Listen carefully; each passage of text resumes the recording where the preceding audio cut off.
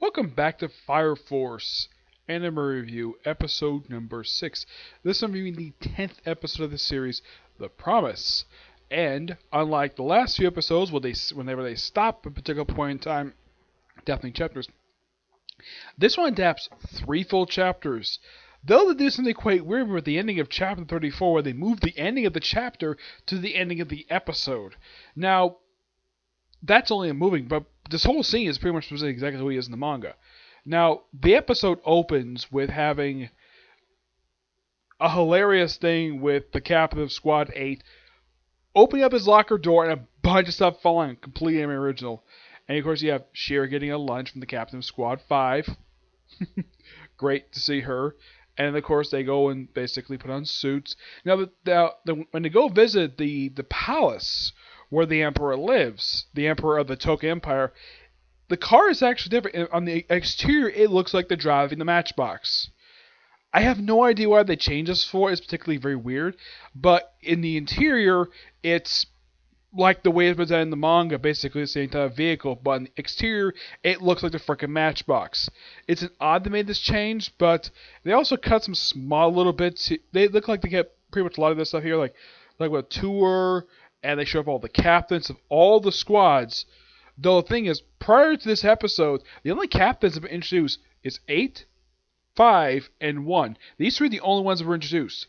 3 and 7, those 2 are there just to set up their own particular arcs, which basically happen later on in the manga.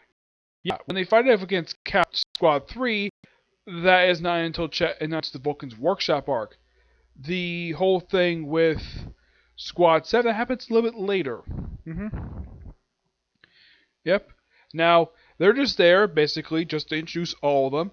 Now, the way it presents the manga, it's like bam, bam, bam, bam, bam. It's like all in a row how they introduce them basic in the manga. In the anime, they basically show them like fully, not just basically their heads, but they show off all 8 captains. And pretty much mostly at this point, it just presented the same way in the manga, like the Emperor just talking about them. They did make one small word change in the manga when they have now they have it where the captain of Squad 7, he leaves. And in the anime, he says, stop them. In the manga, he says, leave them. It's odd, though, they made this change, but it's a minor thing. Of course, talk about the Quaria Burst, and, of course, the whole thing also, because he has that.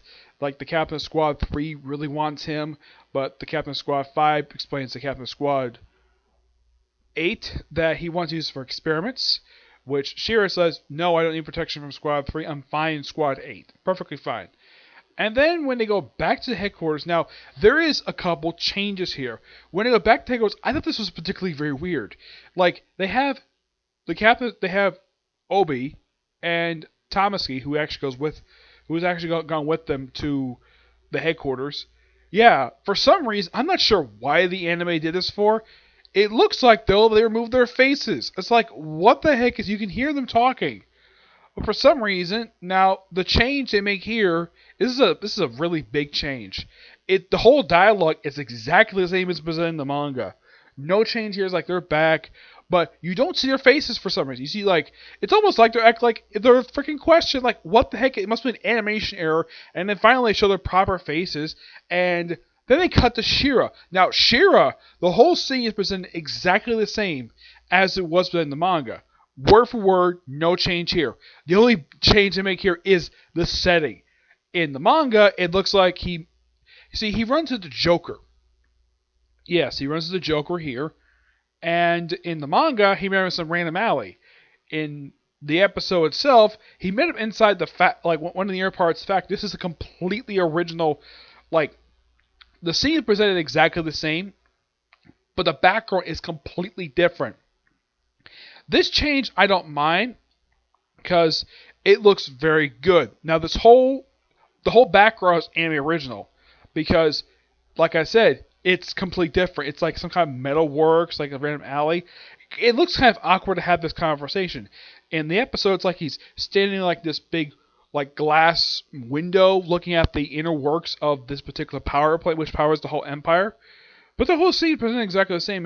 Joker confirms that his brother's alive, and then they have a little thing basically here where this part is actually not in the manga. This is also in the original where he says bye. In the manga, he just disappears. He doesn't leave anything behind. And then he goes back, and you see him basically sort of basically acting a little different. And there's another change here, but it's presented exactly the same.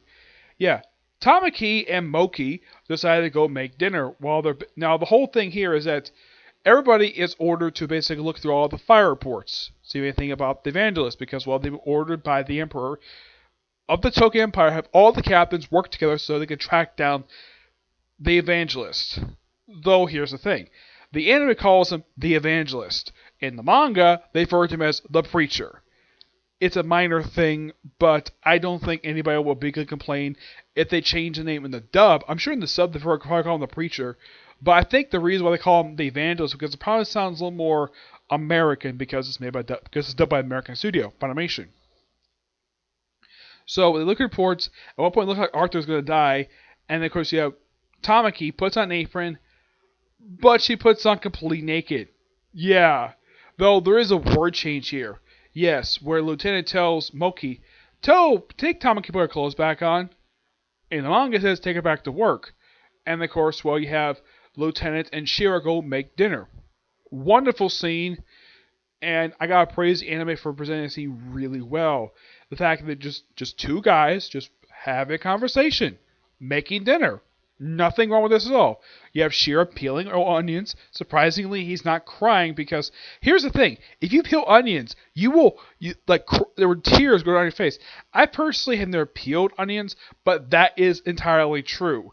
That's what happens when you peel onions because of the air that goes right into your eyes, sort of stings your eyes, basically cause your eyes to basically kind of water.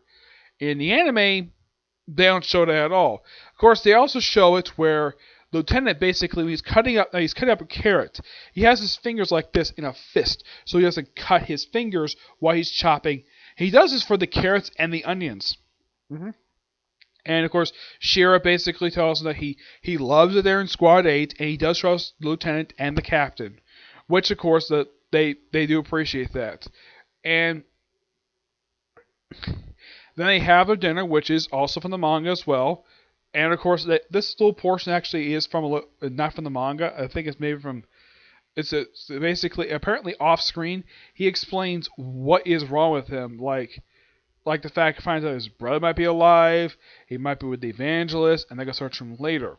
Now, there's also this weird thing going on with the mascots of Fire Force, because you see them roughly about 3 times in the episode. They get no dialogue.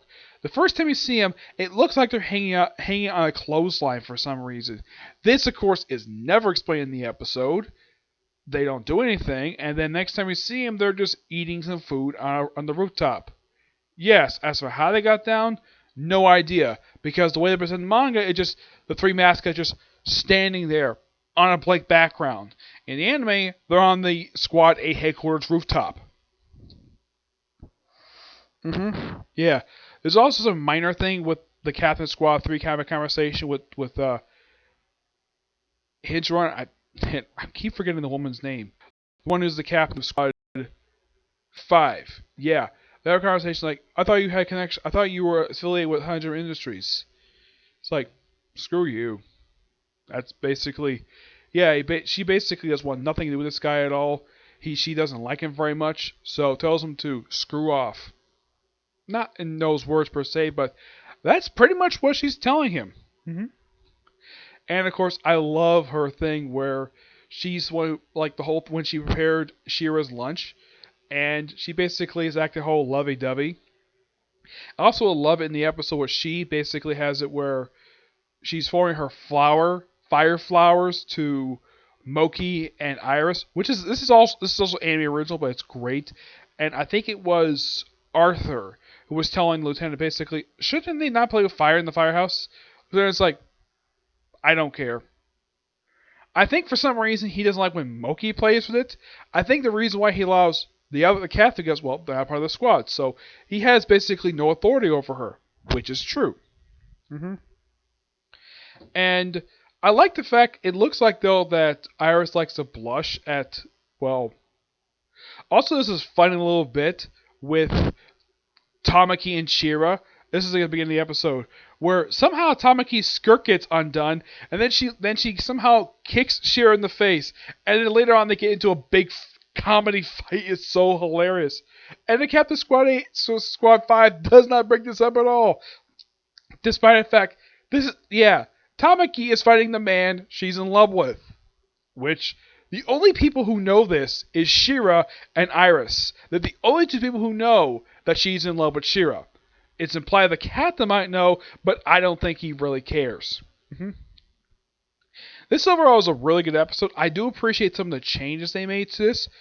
Not really a big problem here. Now, in the case of basically what I explained last week, that's what I thought they cut out from the manga for chapters 32, 31, 32. Those were actually adapted for the beginning of the episode. Yeah, I kind of forgot about that.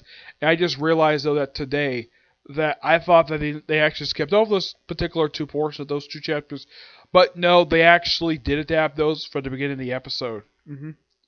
Yeah, so surprisingly, this one adapted 3 full chapters, which is something that they never actually, as far as I can tell, well, because usually they stop at a particular portion of a chapter before they just end the episode. But pretty much when it comes to order way stuff is presented, it's presented mostly the same, except the last couple pages of chapter 34 are put at the end of the episode. But the episode is still presented chronological in order. Nothing really much changed, except for that one order change. It's mostly presented the same, but it's overall a really good episode. And next week's episode is going to be about the formation of Squad 8, which is probably going to take up the last 3 chapters of this arc before we move on to... Okay, what's the next arc that comes after this one? Oh, the Akasa arc. Yeah. Which this one is 13 chapters. So yes, the formation of Squad 8 going to happen next week's episode. But I'm looking forward to it. Yeah, I'm looking forward to how they adapt the rest of this particular arc. Because, yeah, the arc in the manga is not very long. It's only 6 chapters. This episode adapted the first 3 chapters, and they did a really good job of it. So it's great, though, we're waiting to episode 11 to basically explain the backstory of how this squad was first formed, which I think is fantastic. I'm looking forward to it, right? So yeah, that's it for this particular review. I have no other videos planned for today. No other time for anyways. Tomorrow I have roughly about possibly 3 videos planned for tomorrow. One review of Case Closed, and 2 more videos for Cardcaptor Sakura. Aside from that, that'll be pretty much it. And anybody knows me when it comes to my videos, what I want to play for Sunday. One Piece, Bar, Don't Drink with Super. Right? But see you in the next video. Bye.